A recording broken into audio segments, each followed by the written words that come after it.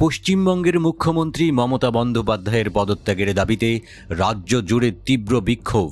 কলকাতার মহাত্মা গান্ধী সড়ক, কলকাতার পুলিশ ট্রেনিং স্কুল, সাঁতরাগাছি ও হাওড়া সেতু এলাকায় বিক্ষোভকারীদের সঙ্গে পুলিশের দফায় দফায় সংঘর্ষ হয়।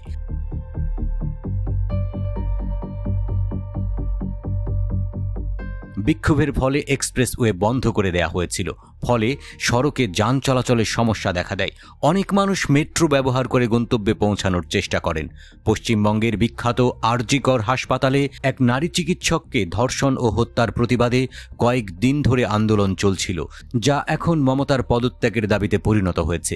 বিক্ষোভকারীরা সচিবালয় নবান্নে প্রবেশের চেষ্টা করলে পুলিশ কাঁদানে গ্যাস ও জল কামান ব্যবহার করে। পুলিশকে প্রতিরোধ করতে বিক্ষোভকারীরা ইটপাটকেল ছুঁড়তে থাকে।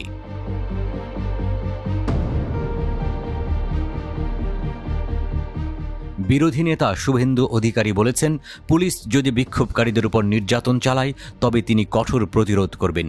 তিনি শিক্ষার্থীদের সচিবালয় ঘেরাও আন্দোলনের সহায়তা করবেন এবং পুলিশ যদি শক্তি ব্যবহার করে তবে রাস্তা অবরোধ করবেন। তিনি সতর্ক করেছেন, এমন পরিস্থিতি অব্যাহত থাকলে পুরো পশ্চিমবঙ্গকে থমকে দেওয়া হবে।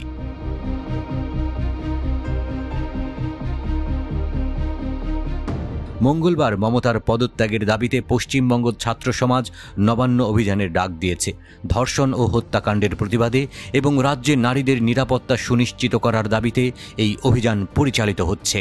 মমতার পদত্যাগের দাবিতে মানুষের অভ্যুত্থান চলবে, এমনই হুঁশিয়ারি দিয়েছে পশ্চিমবঙ্গ ছাত্র সমাজ। তাদের সাফ কথা, আজকের আন্দোলনই শেষ নয়, আরও ভয়ঙ্কর গণ আন্দোলন করে খুব শিগগিরই মুখ্যমন্ত্রীকে পদচ্যুত করবে পশ্চিমবাংলার সাধারণ মানুষ। সেটির ট্রেলার আজ দেখিয়ে দিলেন তারা।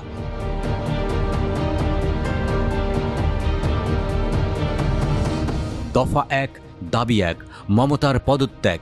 প্ল্যাকার্ডে এমন স্লোগান লিখে রাস্তায় নেমেছে তারা।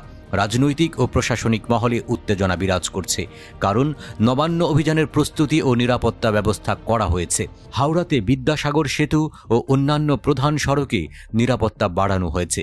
সেতুতে ওঠার রাস্তায় ব্যারিকেড এবং বিভিন্ন স্থানে জল কামান প্রস্তুত রাখা হয়েছে।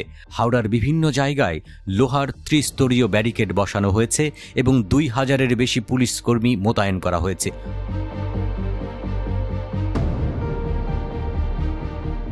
অপরদিকে সিপিএম দাবি করছে যে বিজেপি ছাত্র সমাজের মদত দিচ্ছে, কিন্তু বিজেপি তাদের সম্পর্ক অস্বীকার করেছে।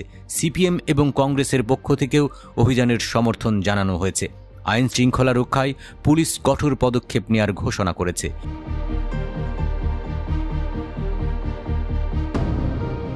বিজেপি নেতা সুকান্ত মজুমদার বলেছেন, রাজনৈতিক পতাকা ছাড়া সাধারণ মানুষ রাস্তায় নেমেছেন। বিপুল সংখ্যক মানুষ প্রতিবাদ জানাতে সামিল হয়েছিলেন। তবে তৃণমূলের দাবি, এই মিছিল ছাত্রদের কখনো ছিল না। তৃণমূল বলছে, সবাই দেখছে কারা ব্যারিকেড ভাঙতে গেছিল। উন্মত্ত জনতাকে আটকাতে যেটুকু করা দরকার পুলিশ সেটুকুই করেছে।